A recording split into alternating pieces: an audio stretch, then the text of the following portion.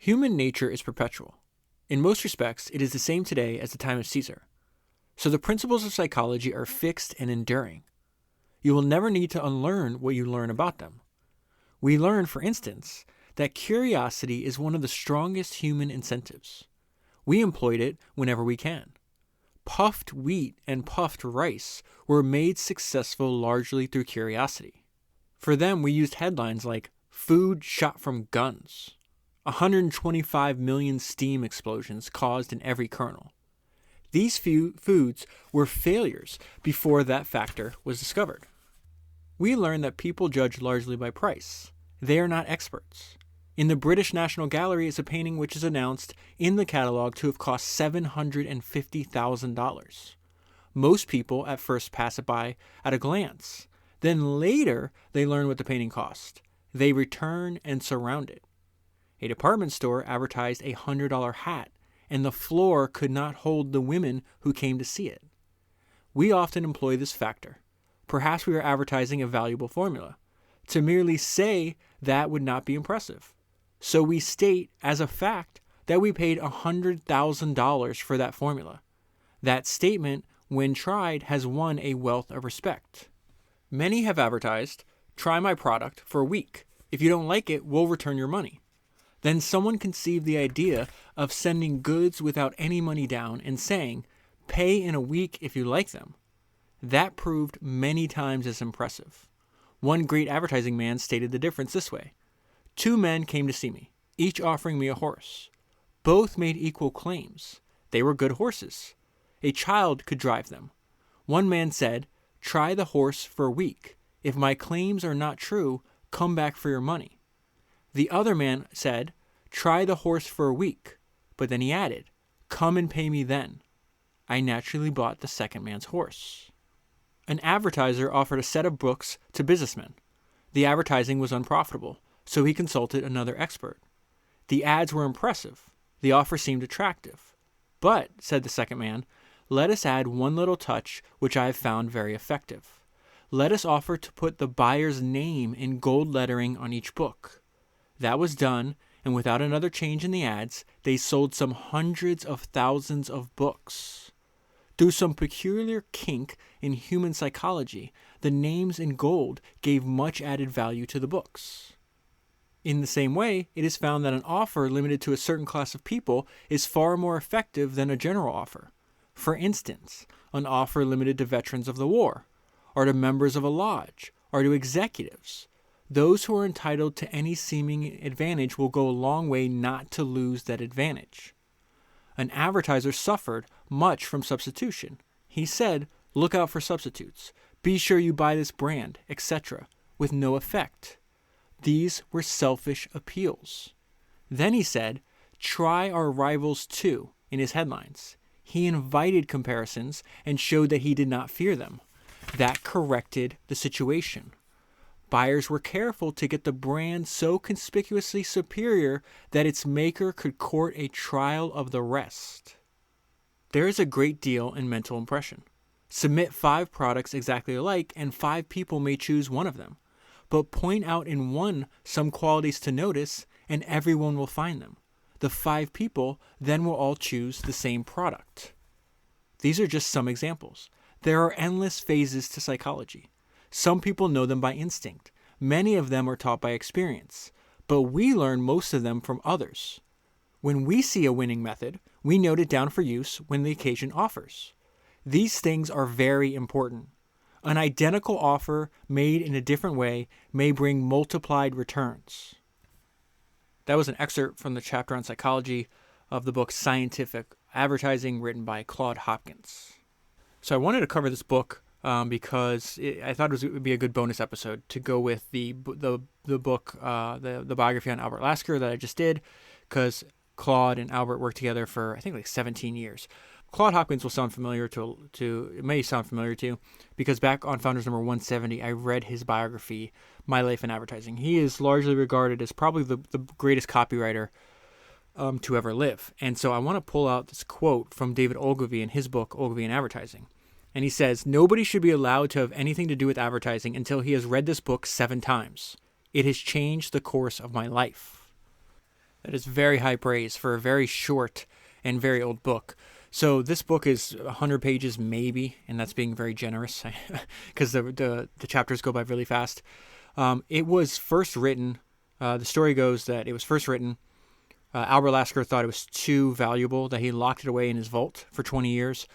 It was then released and quickly sold a lot of copies. Since it's been released, I think it was released in the 1920s, 1923 if I'm not mistaken, it sold over 8 million copies. So let's jump right into the beginning of the book. Claude is talking about what is this book? How did it come about?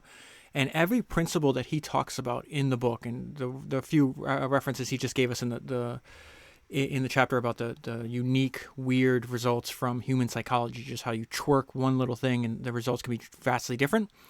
None of this is theory. It comes from you're reading the words of a practitioner, somebody that spent 12 hours a day, 7 days a week for decades, learning the art of copywriting, of advertising, of sales. And so he says, some of these agencies and their hundreds of campaigns have tested and compared thousands of plans and ideas. All that he learned from trial and error. The results have been watched and recorded, so no lessons have been lost. Individuals may come and go, but they leave their records and ideas behind them. These become a guide to all who follow. That's a very simple sentence, but a very profound idea. If you think about it, if you pick up this book, right, and you're reading this book, you're having a one-sided conversation with a master of his craft that's been dead almost 100 years. So individuals may come and go, but they leave their records and ideas behind them. I'm holding the record of his ideas, of his career in my hand. These become a guide to all who follow. Nearly every selling question which arises in business is accurately answered by many experiences. And the way I interpret that sentence is what you're going through is not unique. People in the past have gone through the same situations. They've run countless different experiences, and most of those lessons are put down in a book. I'm paraphrasing Mark Andreessen on why he reads so many biographies. There's throughout history, it's thousands of years, there's been really smart people. They ran all these experiments. They've learned all these things. Somebody put them down in a book. We should probably pick up those books and read them, right? The compass of accurate knowledge directs the shortest, safest, cheapest course to any destination. He's giving you the why you would want to read it. We learn the principles and prove them by repeated tests. We compare one way with many others, backward and forward, and record the results. That's why this book is called Scientific Advertising. It's all about trial and error. I have an hypothesis, I test my assumption, and I record the records. Was that assumption accurate? No? Okay, let me do another test. Was it accurate? Yes? Okay, let's double down on that. When one method invariably proves the best, that method becomes a fixed principle. To reduce the cost of results even 1% means much. So no guesswork is permitted. One must know what is best. And he gets to the main point, like why so many entrepreneurs and people building products, advertising services, like why is this important to them? Because our final conclusions are always based on cost per customer. So that was an important concept in Hopkins' day. It's just as important today. When you hear this concept that he's describing, most often you'll hear it as CAC, customer acquisition cost. And the idea behind it is very simple. Like you should be constantly running experiments on how much does it cost you to get each customer. And as you continue to run these experiments, that cost should go lower and lower. The lower it goes, the more profitable you become. And so that's why so many people read this book, and use Hopkins principles, because they're the foundation on which you can build an extremely profitable business. And in some cases, he not only did he make himself wealthy through these principles, but he made countless other clients unbelievably wealthy through these principles. They become fundamentals for advertising in general. They are universally applied. No wise advertiser will ever depart from these unvarying laws. It's very similar to what Ogilvy just said. It's like no one should get close to your advertising unless they've read this book 7 times. We propose in this book to deal with those fundamentals, those universal principles, to teach only established techniques.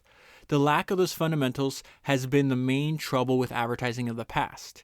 Each worker was a law to himself. So what they're saying there, or what Claude is saying there, is like everybody was running these experiments, but no one was actually comparing the effectiveness. We're collecting all this information and turning it into a scientific process as opposed to just throwing darts against the wall. All previous knowledge, all progress in the line was a closed book to him. So he's saying the advertising man at some point might be running these experiments. He might be doing failures, and when he could expedite and improve the effectiveness of his work if he would just learn from the past experience of others, right? It was like a man, and this is a perfect metaphor for that. It was like a man trying to build a modern train without first ascertaining what others had done. And then he talks about the importance of testing your assumptions, right? No one knows if your product is going to succeed or not. This section reminded me a couple weeks ago, maybe a couple of months ago, I read Sid Meier's autobiography. And he is talking about, I was making these, he's a computer programmer, one of the first computer programmers that made games.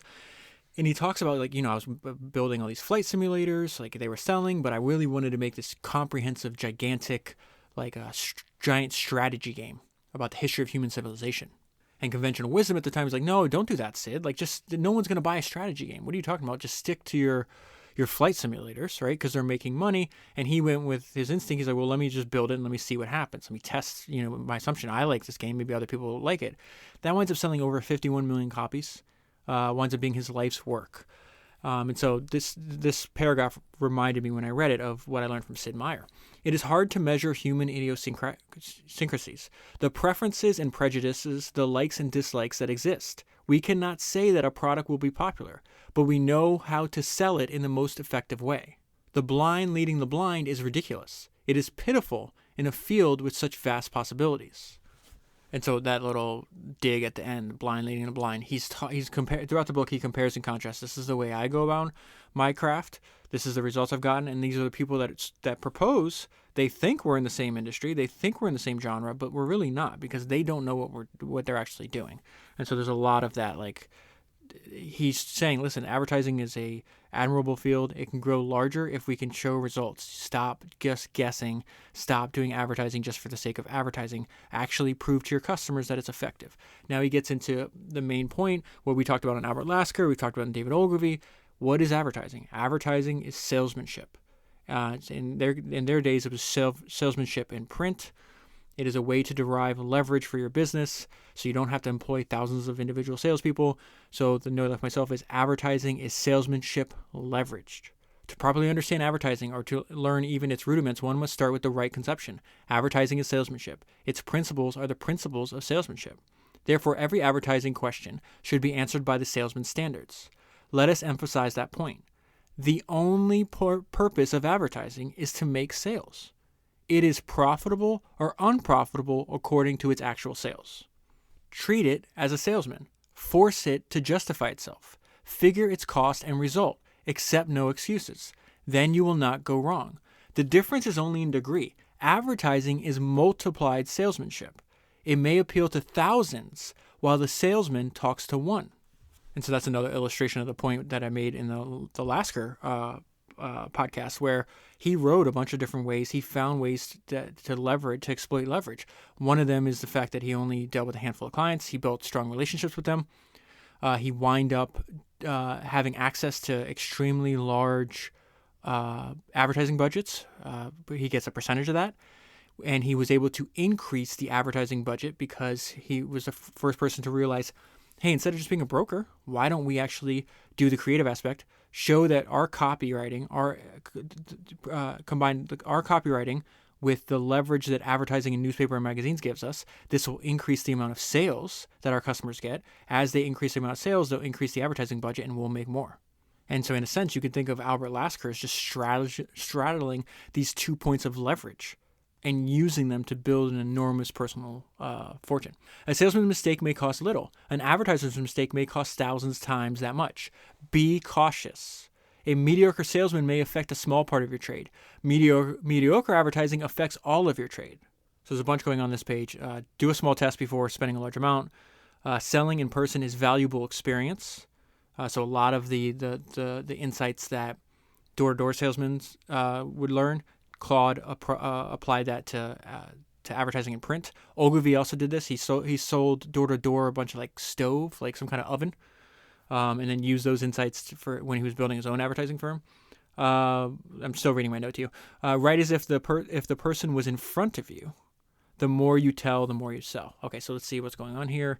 Many of the ablest men in advertising are graduate salesmen. The best we know have been house-to-house salespeople. They may know little of grammar, nothing of rhetoric, but they know how to use words that convince.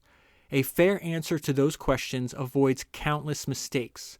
But when one tries to show off, so their whole point is there's a lot of people in the industry that are trying to win awards or trying to entertain. He's no, we're all about sales. And so a lot of these insights that we're applying, when the person was going door to door trying to sell something, a vacuum cleaner, a stove, a bunch of knives, whatever they were selling at the point, they weren't trying to entertain you. Like, it wouldn't have worked. Like, their time is limited. They have to convince you to hand over some money, or they can't keep doing that. So Claude's point here is like, listen, treat it as if that prospect is standing in front of you. And so if you think about it like that, it's like, before I write this word or this sentence or this paragraph, would it help a salesman sell the goods? Would it help me sell them if I met a buyer in person? And so his point is, if you answer those questions, if you're able to answer those questions correctly, it avoids countless mistakes. And so stick to that. And he says, when one tries to show off or does things merely to please, he is little likely to strike a chord which leads people to spend money. Then he continues this. Some people say, be very brief. People will read for little. Would you say that to a salesman? So this whole thing is just treat your ad as if you're on an individual basis, right? Would you say that to a salesman? With a prospect standing before him, would you confine him to any certain number of words?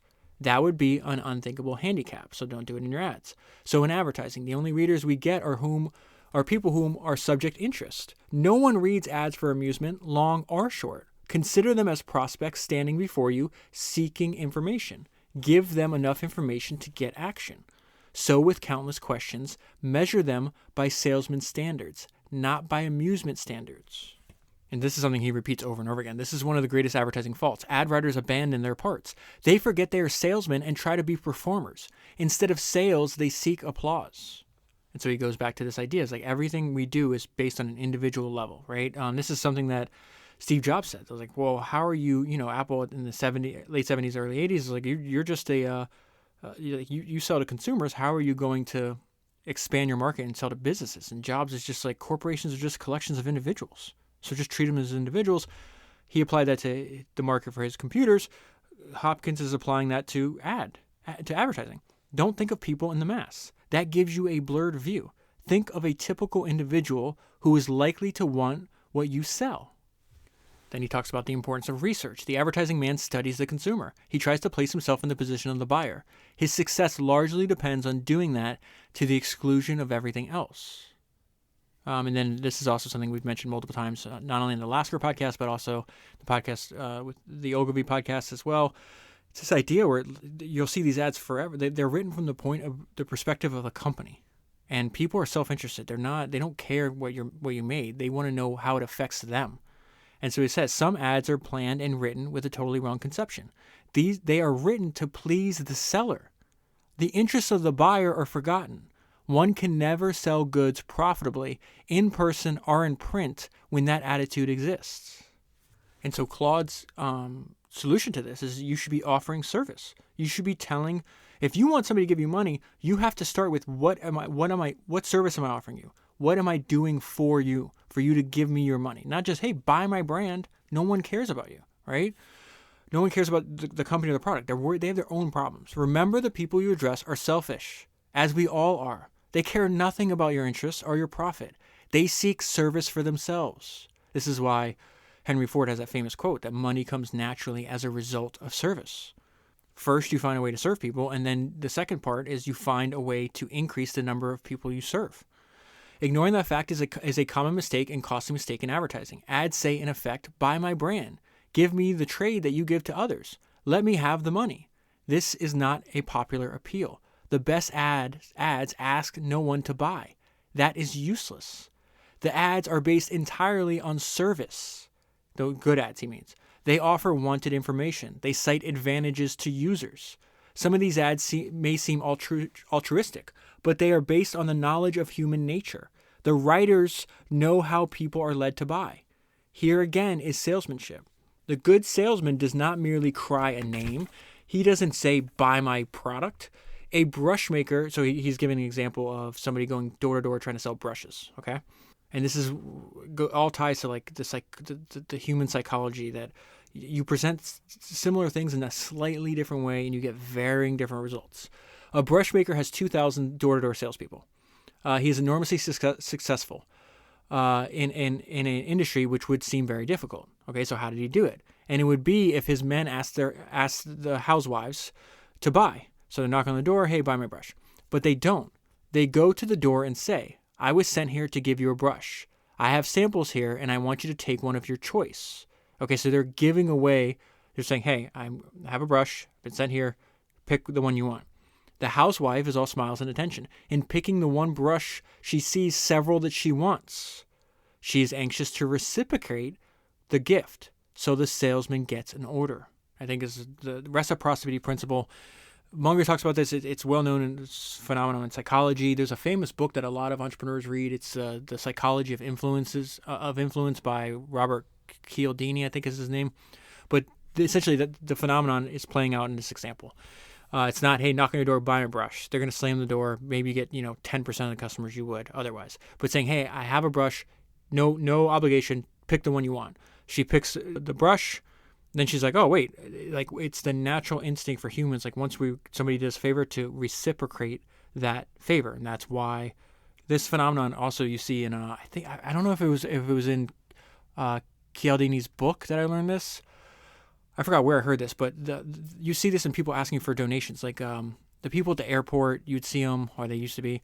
They're like monks. They're in robes. It's like Hare Krishna or something like that. What these people would do, and it wound up working marvelously. Somebody did like an in-depth research on how much money they were making hundreds of millions of dollars a year doing this. They would like hand somebody like a flower or something like that, like a rose petal, whatever it was. I can't remember exactly what it was. They'd hand it to you first, then ask for a donation, and it like doubles or triples the effectiveness. Somebody that was doing this research winds up finding out. Like they wind up tracking what they were doing. So a person would be handed a flower, right? Maybe they give them a buck or two or whatever it was. Then they'd walk around the corner and they'd throw the flower in the trash. The guy or the person doing the analysis of this sales method realized that the Hare Krishners had it down so much that they knew that likely after they gave them the gift, they'd throw it away. So they would recycle the flowers by going through the trash and picking them back up and reusing them. So again, this is just something that, like a fundamental kink of human psychology. It's used over and over again. That works all the time. So that's why you see so many brands giving free samples, free trials, free demonstrations first before asking for money. And so he'll give us different examples of different products using the same principle. The maker of an electric sewing machine found advertising difficult. And he found advertising difficult because he's saying, hey, buy my machine. Doesn't work. So on good advice, he ceased soliciting a purchase. He offered to send to any home a sewing machine for 1 week's use free of charge, no obligation, okay? With it would come a man to show how to operate it.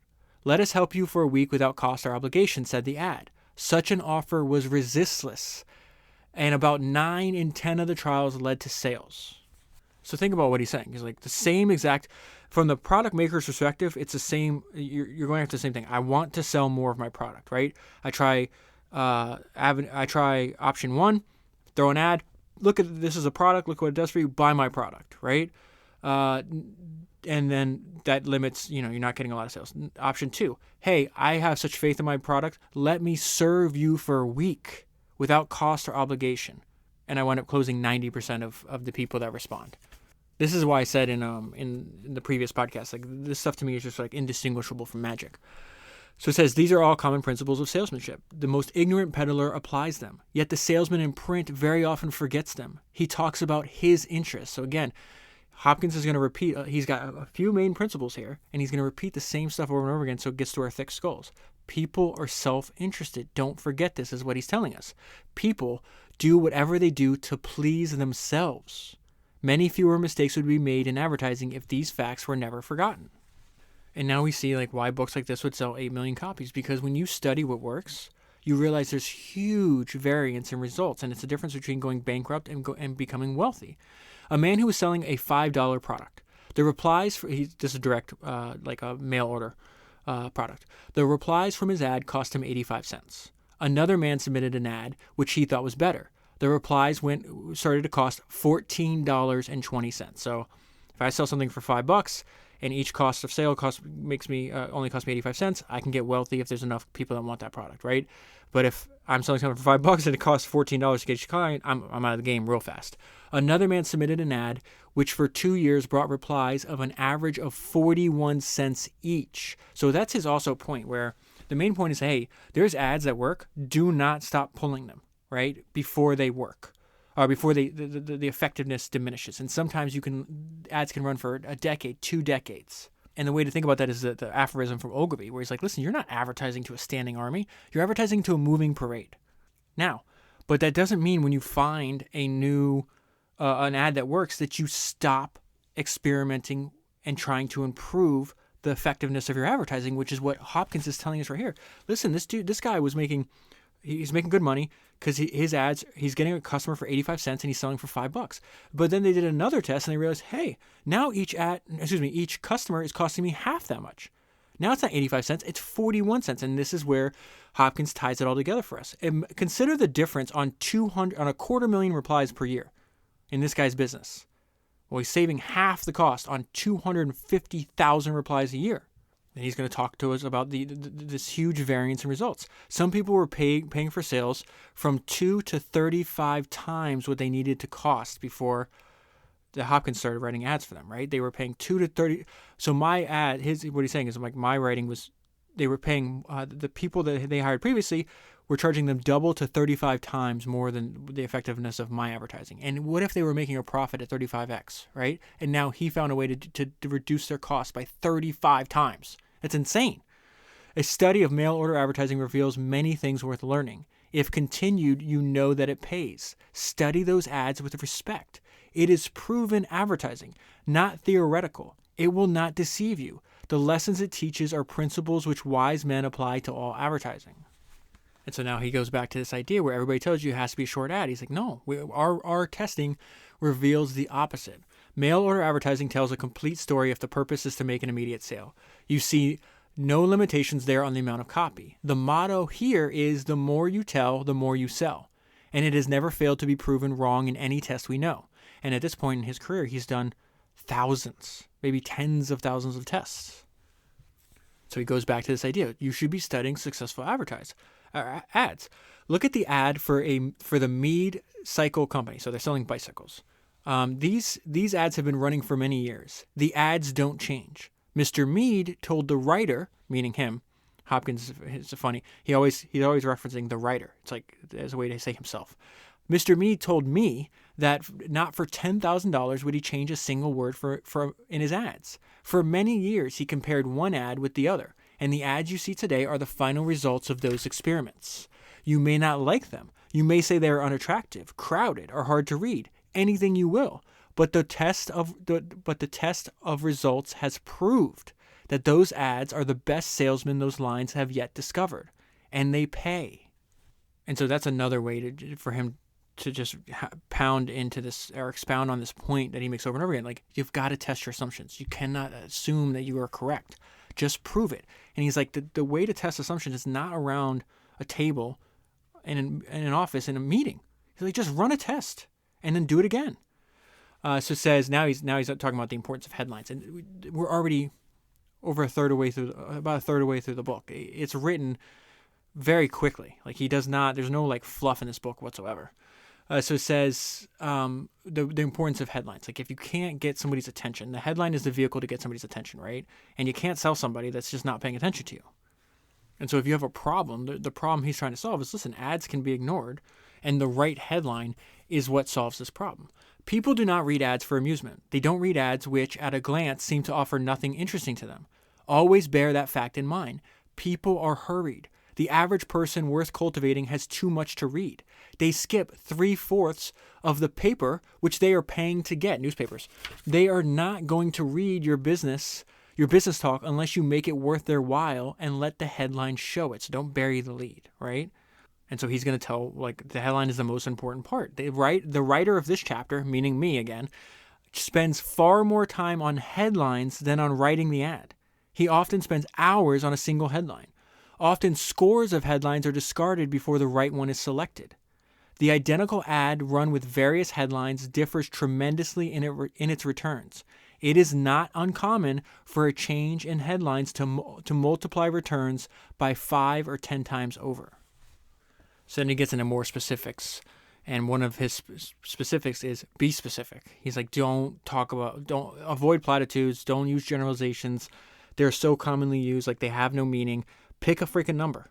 Don't say I'm the best in the world. Everybody knows this, and that's not true. Platitudes and generalities roll off the human understanding like water from a duck. They leave no impression whatsoever. To say best in the world, lowest price in existence, etc., is at best simply claiming the expected. And it also can lead people to not believe you. They lead readers to discount all the statements that you make. A man inclined to superlatives must expect that his every statement will be taken with some caution. But a man who makes a specific claim is either telling the truth or not. A definitive claim is usually accepted. Actual figures are not generally discounted. Specific facts, when stated, have their full weight and effect. The weight of an argument may often be multiplied by making it specific. That's the most important sentence in this chapter. The weight of an argument may often be multiplied by making it specific. A dealer may say our prices have been reduced without creating any impression at all. But when he says our prices have been reduced 25%, he gets the full value of his announcement. A mail-order advertiser sold women's clothing. For years, he used the slogan, lowest price in America. His rivals all copied that. These claims became so common to every advertiser that they became commonplace and thus far not effective, right? Then, under able advice, he changed his statement to, our net profit is 3%. So he's saying lowest price in America doesn't work. Our net profit is 3%, a specific example. That was a definitive statement and it proved very impressive. No one could be expected to do business on less than 3%. The next year, the business made a sensational increase. So he's talking about there's a lot of these industries where everybody's advertising. The competition is brutal. And so you've got to use specific, one way to stand out is using specific claims. So he's talking about shaving soaps, right? Shaving soaps have long been advertised. Abundant lather, does not dry on the face, acts quickly. So, okay, but everybody uses those claims, so they're not effective. So a new entrant comes into the field. It says a new maker came into the field. He said, multiplies itself in lather 250 times, softens your beard in 1 minute, maintains its creamy fullness for 10 minutes on your face. And his advertising was wildly successful. These are all specific claims in a sea of sameness, right? He's going to give us a bunch of examples. Makers of safety razors have long advertised quick shaves. And then one maker advertised a 78-second shave. He gets the business. Used the world over is a very elastic claim. A lot of products say that. Then one advertiser said, my product is used by peoples of 52 nations. He gets the business, and so he wraps up this chapter here. The difference is vast. If a claim is worth making, make it in the most impressive way. So now he's going to talk about, he says, the headline of this chapter is Tell Your Full Story. And this is about the more you sell, the more you tell. Doesn't mean you go on and just make it 10,000 words if you can tell the full story in 2,000. The point is, like, you're not going to get their attention many times. So tell your full story, and if you can do that in 2,000 words, do it in 2,000 words. If you can do it 500, do it in 500. But don't be like, oh, I have 280 characters and then I'm done. Like, no, that's not. You're wasting your advertising money. Once you get a person's attention, then is the time to accomplish all you ever hoped to do with him. Bring all your good arguments to bear. Cover every phase of your subject. One fact appeals to some, one to another. Omit any one, and a certain percentage will lose the fact which might convince. People are not apt to read successive advertisements, no more than you read a news item twice or a story twice. In one reading of an advertisement, one decides for or against a proposition. So present the reader once you get him every important claim you have. This is why he reduces everything he's saying here to the more you sell, the more you tell. The best advertisers do that. Gradually, they accumulate a list of claims important enough to use, and all those claims appear in every ad thereafter. Some advertisers go so far as to never change their ads. This is what I just referenced earlier. Some mail order ads have been running year after year without diminishing returns. I think the example Ogilvy uses in his books is like, it's very common. Like when people get married, they get a house, and so maybe your client, you're selling washing machines, right? And you realize that newlyweds are a large aspect of that market. Well, guess what? People get married this year, they're going to get married next year, and they're going to marry 10 years from now. And those people will probably want washing machines too, so don't change the ad, is the specific example I'm pretty sure he used in his book. The constant returns come from getting new readers. In every ad, consider only new customers. People using your product are not reading your ads. They've already read and have decided. Any reader of your ad is interested, else he or she would not be a reader. You are dealing with someone willing to listen. So do your level best. That reader, if you lose them now, may never again be a reader. Okay, so now this is really interesting. The way to think about what he's explaining to us here is sell painkillers, not vitamins. And this principle applies, these are notes I'm wrote to myself by the way. This principle applies to which benefit you choose to highlight and how to make the market for the same product bigger. Costly mistakes are made by blindly following some ill-conceived idea. A product, for instance, may prevent a disease. Prevention is not a popular subject, however much it should be. It's admirable, but people do not respond to it, is what he's telling us. People will do much to cure trouble, but people in general will do little to prevent it. This has been proved by many disappointments. Sell painkillers, not vitamins. And he talks about using this concept in what you choose to show, too. A toothpaste may tend to prevent decay. It may also beautify teeth. Tests will show that the latter appeal, meaning if you use my product, you'll have beautiful teeth, right, is many times as strong as the former, meaning that it's preventing decay. The most successful toothpaste advertiser never features tooth troubles in his headlines. They show the desired effect. Beautiful, bright, sparkling white teeth. A soap may tend to cure eczema. It may at the same time improve complexion. So this is what I mean about you have to be very careful about choosing the benefit that you're promising to your customer, because you may be artificially limiting the amount of customers you can get.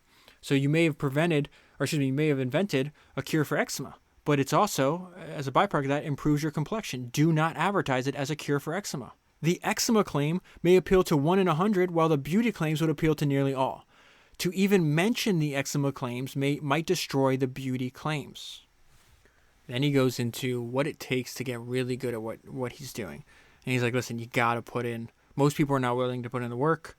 There's no substitute for the hard work and the time and the effort. You're going to have to read, and he talks about, like, before you can advertise a product, you got to really study and understand it. Sometimes this process can take weeks. Sometimes it can take months. Let me use an example of Ogilvy. He got the Rolls-Royce account. And I think it was like 3 weeks of reading thousands of pages, and he came across this random line in, I think it was like an engineering handbook for Rolls-Royce, like an internal handbook. And it said, at 60 miles an hour, the loudest noise in the new Rolls-Royce comes from the electric clock. That he used that as his headline. And it came from research. So this is what Hopkins is saying the same thing. An ad writer, to have any chance of success, must gain full information on a subject. The library of an ad agency should have books on every product that calls for research. A painstaking advertising man will often read for weeks on some problem which comes up. Perhaps in many volumes he will find few facts to use. But in some, one fact may be the keynote of success, which is the Rolls-Royce Ogilvy example, right? Now this is crazy, because I feel like I've been quoting Izzy Sharp a lot since I learned about what he said. And so this is Hopkins. Genius is the art of taking pains. The advertising man who spares the midnight oil will never get very far. Izzy Sharp, as he's building Four Seasons, right? One of the premier luxury brands the world's ever seen, he said, excellence is often the capacity of taking pains. So that's what Izzy said. What Claude said, genius is the art of taking pains. And he wraps up saying, this is not for the lazy. The uninformed would be staggered to know the amount of work involved in a single ad. Weeks of work sometimes. The ad seems so simple, and it must be simple to appeal to simple people. But behind that ad may lie reams of data, volumes of information, and months of research. This is no lazy man's field. Skipping ahead, he also got a way where he could we talked about this idea. Businesses are just collections of people. You start with the individual, and he just has a way to just express ideas in, 1 or 2 sentences. We must consider individuals. We cannot go after thousands of men until we learn how to win one. This is the idea that a demo, a sample, it's just the best sales technique that's ever been invented. There's nothing better way to sell your product. He used the example of the guy with the horse, or the electric typewriter, or whatever that machine was, sewing machine rather. And so there's an entire chapter. It's like, you got use samples. It's just it multiplies the effectiveness of your ads. It pays for itself many times over. People don't do this because they're like, oh, I'm giving away my product, or How do I afford to pay for it? It's like you afford to pay for it in the sales that happen in the future as a result of them using your product. The product itself should be its own best salesman. Not the product alone, but the product plus a mental impression and atmosphere which you place around it. Samples are of prime importance. However expensive, they usually form the cheapest selling method. Samples serve numerous valuable purposes. They enable one to use the word free in your ads. And why is that important? Because if you can use the word free, that multiplies readers. The samples pay for themselves in multiplying the readers of your ads. So his point is, if you have two identical products or two identical ads for the same product, one headline talks about you get something free, the other headline doesn't, way more people are going to read the one that says free. And so therefore, the demo pays for itself because it increases the effectiveness. How many people actually read the ad? The more people read it, the more people buy. But his point is, you don't you don't just mass mail samples of your product to just random people. They have to ask for it.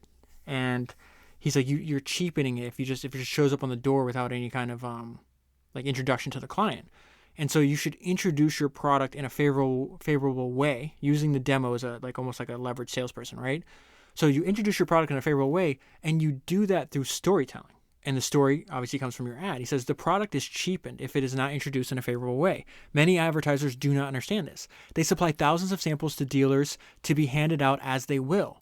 You should give samples to interested people only. They should ask for it, right? Give them only to people who exhibit that interest by some effort. Give them only to people whom you have told your story. Now he goes into the importance of testing. We're towards the end of the book already. It just goes by really, really quick. Like this book you can read definitely in a day, maybe definitely over a weekend easily, depending on how much notes and time you have. But this is just the summary is the world is full of surprises and always has been and always will be. There are many surprises in advertising. A project you will laugh at may make a great success. A project you are sure of may fall down, all because tastes differ so much. None of us know enough people's desires to get an average viewpoint. So the solution is to test. And the test sometimes proves, hey, it saves you money because I thought it was going to be successful and I'm not. And in other cases, you get a surprisingly massive response that you didn't expect. And he talks about cap your downside, right? Don't have an idea and then I'm putting my entire advertising budget on this idea. Cap your downside and then test. He repeats this because many spend a lot without testing first and they go broke. So he's saying before I go nationwide, I'll test my ad maybe in a few different markets and I'll cap it at a couple $1,000s. So if that doesn't work out, usually I get most of the money back, if not all the money back. But if it doesn't work out, I say, I spent a couple $1,000 instead of a couple millions and then putting the company in jeopardy. We let the thousands decide what the millions will do. We make a small venture and watch the cost and the result. When we learn what 1,000 customers cost, we know almost exactly what 1,000,000 will cost. When we learn what they buy, when we know what the thousands buy, we will know what the millions will buy. From the few thousands, we learn what the millions will do. So he talks about the people testing. He is playing on the safe side of 100 to 1 shot. If the product is successful, it may make him millions. If he's mistaken about it, the loss is trifle. So I kind of just ran over my own point there, or Claude's point there rather. These are facts we desire to emphasize and spread. So he's like, stop doing. I've seen a bunch of people do a bunch of dumb shit. Don't repeat their mistakes. These people go out of business. There's no reason for that. Is what he's telling us. All of our largest accounts are now built in this way from very small beginnings. Reiterates this point, even if you have a great campaign, that you never stop testing, ever. Costs can always go lower, so you got to keep running these tests. We do test campaigns to try out new methods on already successful advertising. Thus, we constantly seek better methods without interrupting already proven plans. If in 5 years for one food advertiser, we tried over 50 separate tests. Every little while, we found an improvement, so the result of our advertising constantly grew. At the end of 5 years, we found the best plan of all. It reduced our cost of selling by 75%. So you already had an effective ad campaign. Now you found something that you weren't expecting, and you did this through testing, through trial and error. It has now reduced your cost by 75%. Congratulations, you're wealthy. That is, it was 4 times more effective than the best plan used before. Try out plan after plan after plan to constantly reduce the cost. So then he's talking here, you should be advertising the result. People do not buy products, they buy solutions. Show health, not sickness. Don't show the wrinkles you propose to remove, but the face as it will appear. Your customers know all about wrinkles. Show pretty teeth, not bad teeth. Talk of coming good conditions, not conditions that exist. We are all attracted by sunshine, beauty, happiness, health, and success. Point the way to them, not the way out of the opposite. Advertise the result is a way to think about what he's telling us here. He's going to give another example of how you stand out. So you got a bunch of people all trying to go after the same customers with similar products. You can differentiate just the way you by proposing your solution. And this is the sales technique of the century. This is what Estee Lauder built her massive business empire out of. Last time I looked, she's been dead for quite a while. She started that business in her 40s. I think it's somewhere in the founder's 130, somewhere in there, where I read her autobiography. She's completely slept on overlooked as an entrepreneur. If you could reincarnate her today, bring her back, she'd be kicking almost every other entrepreneur's ass. She was extremely, extremely gifted. Last time I looked, the company was doing something like $18 billion in revenue, some ridiculous number like that, right? But she talked about one of the keys to her success is the gift with purchase, which she referenced. The reason I referenced this is in her autobiography, which is extremely easy to read, by the way, and full of useful information. She says that was the sales technique of the century. It's what the cornerstone she built her empire off of. She did not give away free samples. You bought something and then she gave you an extra gift, and that caused you coming back and back. It endured this goodwill that she cultivated over the entire lifetime of that customer. And so this is a way to stand out, where we see somebody using that idea a couple decades before she did, right?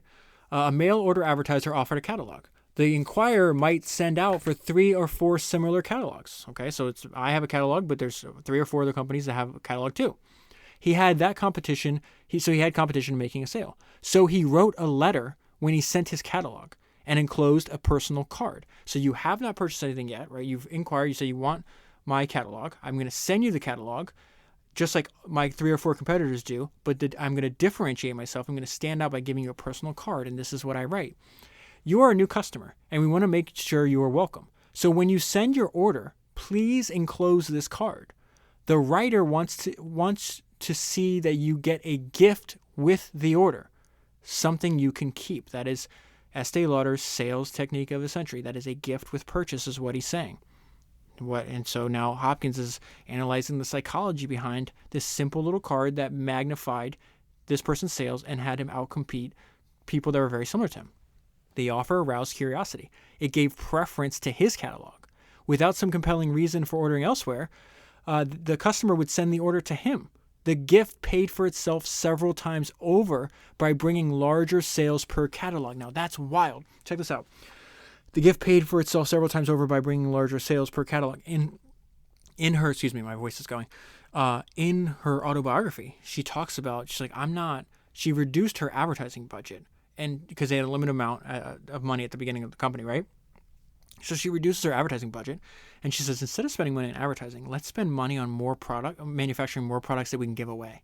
And what she found was that the gift with purchase, spending every dollar that she spent on giving away stuff as opposed to advertising, it outperformed the money spent on advertising. And so these people would constantly be coming back. And so I just thought that was like a very interesting idea. It's like, okay, I'm going to limit how much I'm spending on advertising, and I'm just going to cultivate my already existing customer base, and they're going to grow because now they come back, but they tell other people about the products I have for sale. And so Hopkins talks about, the return on that investment, the gift paid. If you think about it not as a gift, but as an investment, or even maybe you think about it as marketing or advertising, whatever you want to put on it, the gift paid, the marketing paid, the advertising paid for itself several times over by bringing larger sales per catalog. And then he closes with this chapter called Good Business, and he's just talking about like the stuff we've talked about here. It's just the very beginning days. It's only going to grow more important with time. A rapid stream ran, and this is a very fascinating analogy that really, in my mind, crystallized what he's telling us. A rapid stream ran by my boyhood home. The stream turned a wooden wheel, and the wheel ran a mill. Under that primitive method, all but a fraction of the stream's potential went to waste. Then someone applied scientific methods to the stream, put in a turbine and dynamos. Now, with no more water, no more power, It runs a large manufacturing plant. We think of that stream when we see wasted advertising power, and we see it everywhere. Hundreds of examples, enormous potentials, millions of circulation used to turn a mill wheel, while others use that same power with manifold effect. And that is just a perfect analogy to end it. Your advertising, the way you market to customers, you can be the same stream, right? You can have a wooden wheel and you can run a mill, or you can have a turbine and dynamos and you can run a manufacturing plant. That sentence, while others use that same power with manifold effect. And that is where I'll leave it. I think it's a no-brainer to buy this book. You can buy the paperback version. I think it's less than $10. It's insane. But if you're interested in reading his autobiography, The My Life in Advertising, if you go on Amazon and search for the Kindle version, you can find a version of his autobiography where you get this scientific advertising book for free as well. But in either case, whether you read the autobiography or I would read this book no matter what. I do think the autobiography is also interesting because it talks about the lessons that are in this book applied to his actual life. And I'm pretty sure this Founders 170 if you haven't gone back to listen to that. I will leave a link in the show notes if you want to support the podcast at the same time and buy the book. Use that link. That is 207 books down, 1,000 to go, and I'll talk to you again soon.